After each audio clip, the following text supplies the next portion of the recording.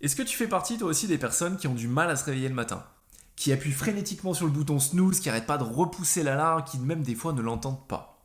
Eh ben écoute, si ça te parle, cette vidéo elle va te plaire parce que je vais te partager un outil qu'on utilise en préparation mentale. En tout cas, il est issu de la préparation mentale et il s'appelle les routines de performance. Et je vais te montrer comment est-ce que tu peux l'appliquer de manière très simple dans sa version la plus simpliste pour te réveiller plus facilement le matin.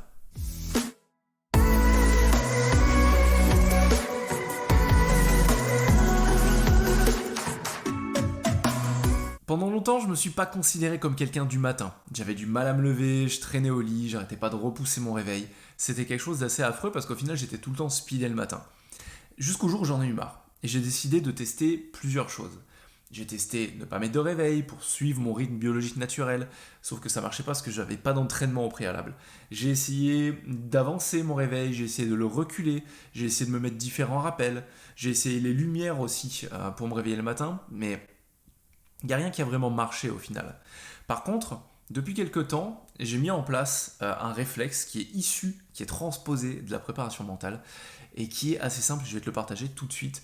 C'est celui de créer en fait une routine et même encore plus simple de créer un mantra. Par exemple, même Floyd Mayweather, le fameux boxeur qui a 50 victoires pour 0 défaite, utilise des mantras et ça je l'ai vu dans une interview où j'étais tombé sur lui et c'était assez bizarre parce qu'en fait je voyais que souvent il répétait la même chose, c'était hard work et dedication et je me disais pourquoi il répète ça, c'est genre une vieille punchline marketing qui balance comme ça pour renforcer le personnage, mais en fait pas du tout. Après il explique que c'est quelque chose qui se répète en boucle et en boucle et en boucle à l'entraînement pour en fait se permettre de se concentrer et ça le fait rentrer au fur et à mesure dans un état profond de concentration. Et c'est ça en fait qu'on recherche avec des routines de performance. C'est arriver à créer des ancres.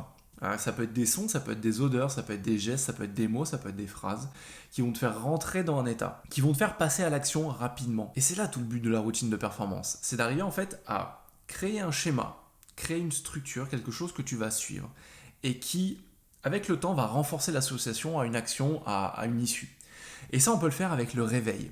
Ce que tu vas faire maintenant, c'est choisir un mot, choisir une phrase, choisir un geste, quelque chose que tu vas mettre en place dès les premières secondes où tu vas te réveiller. Alors je te le garantis, ça va pas être simple au début parce qu'il va quand même falloir que tu te battes contre ta nature, c'est-à-dire appuyer sur le bouton snooze.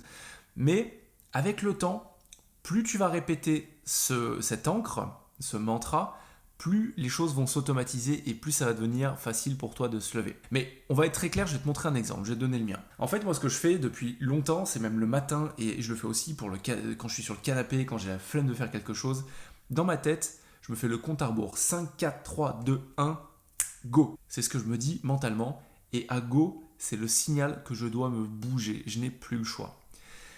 Avec le temps, tu vas ancrer ça. Ça va créer en fait une habitude. Les routines et les habitudes sont des cousines, sont des sœurs jumelles.